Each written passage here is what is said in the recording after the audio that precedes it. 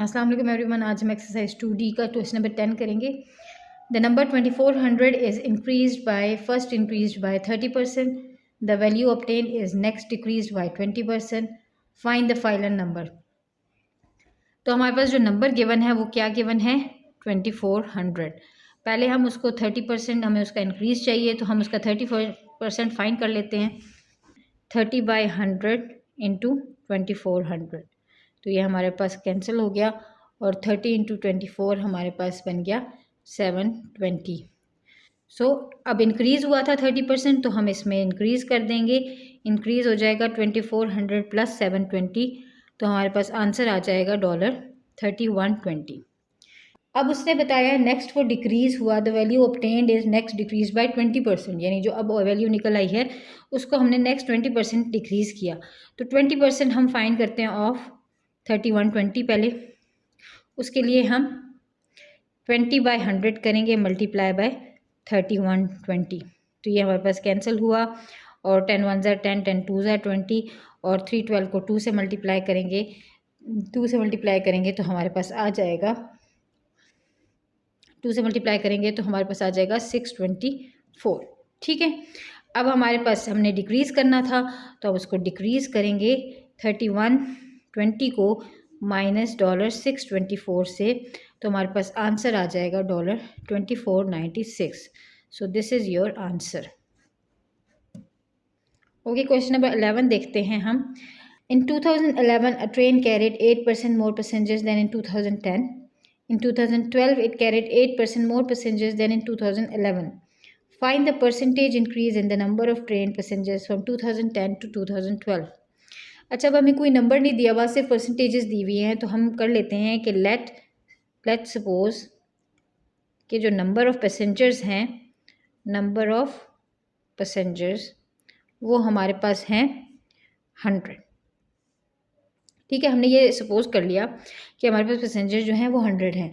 तो फिर 2010 से 2011 तक जाते जाते हमारे पास 8% इंक्रीज़ हुआ, तो पहले हम 8% ऑफ 100 फाइंड कर लेते हैं। वो क्या हो जाएगा? 8/100 मल्टीप्लाई बाय 100, तो ये तो हमारे पास 8 आ जाएगा। और इंक्रीज़ हुए थे तो हम एंड में इंक्रीज़ के लिए 8 प्लस कर देंगे। तो 8 आया था, तो इंक्रीज़ के लिए हम 100 प्लस 8 करेंगे तो 108 आ जाएगा।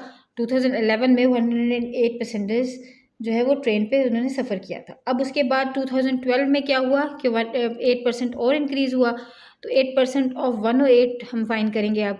तो 8% ऑफ 108 हमारे पास हो जाएगा ये। ठीक है, तो ये हमारे पास आ जाएगा 8.64। ठीक है, तो अब इंक्रीज़ था तो ये भी इंक्रीज़ था, तो ये हमारे पास 108 प्लस 8.64 आएगा, तो ये हमारे पास हो जाएगा 116.64।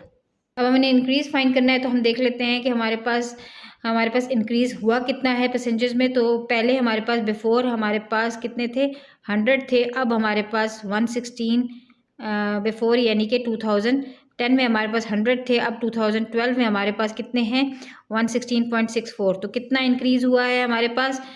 जो हमारे पास इंक्रीज़ आया है वो आया है 16.64 माइनस 100, तो हमारे पास इंक्रीज़ आया है 16.64। ठीक है, ये हमारे पास इंक्रीज़ आया। अब हम इनकी परसेंटेज अगर फाइंड करते हैं तो 16.64 यानी पहले वाले जितने थे वो मल्टीप्लाई बाय 100, तो हमारे पास परसेंटेज इंक्रीज़ बन जाता है 16.64%। So this is the percentage increase from 2010 to 2012। This is your answer. Question number 12 देखते हैं। The production cost of a printer consist of the cost of raw materials at $100, the cost of overheads at $80 and wages at $120. If the cost of raw material and overheads were increased by 11% and 20% respectively, while wages are decreased by 15%, find the percentage increase or decrease in the production cost of the printer. अब question number 12 देखते हैं। हमारे पास printer की cost total क्या बनती है, कि हमारे पास डिफरेंट चीज़ों की कॉस्ट अलग अलग से दी हुई है। तो हमारे पास रॉ मटेरियल्स हैं हमारे पास $100 में। ठीक है जी, उसके बाद हमारे पास ओवरहेड्स हैं $80 में, और हमारे पास वेजेस हैं $20 120 की। तो हम टोटल प्रोडक्शन कॉस्ट देख लेते हैं। टोटल कॉस्ट कितनी बनती है हमारे पास 100 + 80 + 120 तो इक्वल्स टू $300। ये हमारे पास टोटल हो गई। अब हमारे पास बारी बारी सारी चीज़ों में इंक्रीज़ आ रहा है या डिक्रीज़ आ रहा है। तो रॉ मटेरियल में इंक्रीज़ आ रहा है, increase in raw materials by 11%। ठीक है, तो 11% इंक्रीज़ आ रहा है। तो 11% ऑफ मैं पहले रॉ मटेरियल्स का फाइंड करूँगी जो कि 100 है। तो वो हो जाएगा 11 × 100 मल्टीप्लाई बाय 100, हमारे पास ये हो जाएगा 11। तो ये हमारे पास जब इंक्रीज़ आएगा तो वो हो जाएगा 100 + 11 = 111। ठीक है, तो $111 अब उनकी रॉ मटेरियल्स की प्राइस है। उसके बाद ओवरहेड्स की बात करते हैं। ओवरहेड्स में कितना इंक्रीज़ आ रहा है 20% का। ठीक है, तो 20% हम फाइंड कर लेते हैं of 80। 20 multiply by divide by 100 × 80, हमारे पास ये हो गया 2 8 = 16।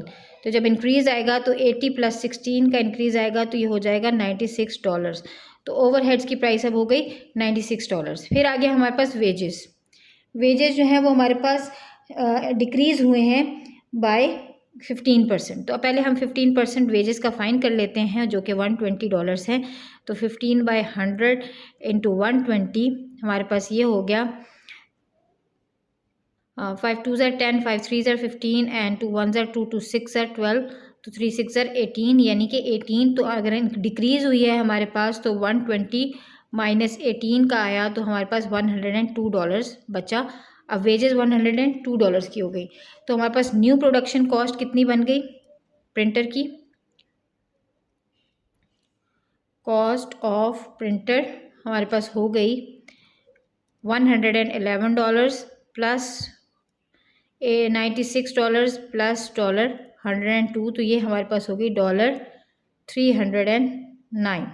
अब हमने परसेंटेज इंक्रीज़ देखना है। तो हमारे पास इंक्रीज़ कितना आया है प्रीवियस कॉस्ट में और अभी कॉस्ट में। तो ये हमारे पास 309 - 300 है, तो सिर्फ $9 का इंक्रीज़ आया है। अगर मैं इसकी परसेंटेज फाइंड करूँ तो 9/300 हो जाएगा मल्टीप्लाई बाय 100 हो जाएगा। तो ये ऐसे हो जाएगा और 3 1 = 3 3 3। तो परसेंटेज इंक्रीज़ आया है 3%। सो 3% इंक्रीज़ आया है production cost of the printer में। ठीक है, सो दिस इज़ योर आंसर।